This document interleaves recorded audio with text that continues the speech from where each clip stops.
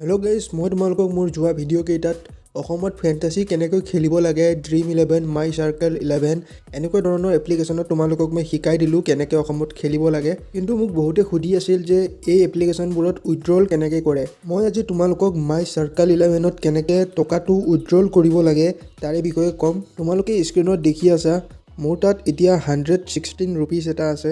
এই টকাটোৱে মই তোমালোকক এতিয়া উইথড্ৰল কৰিম।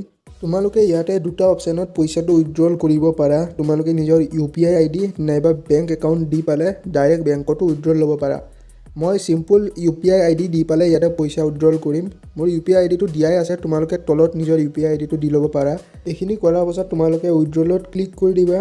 উইথড্ৰলত ক্লিক কৰাৰ লগে লগে তোমালোকৰ বেংকত বা তোমালোকৰ UPI ID ত পইচাটো সোমাই যাব। ইমানেই চিম্পল। ইয়াতে টকাটো নিজৰ উইথড্ৰল কৰা। তোমালোকক মোৰ হিষ্ট্ৰী দেখাই আছোঁ, এতিয়ালৈকে কিমান উইথড্ৰল কৰিছোঁ।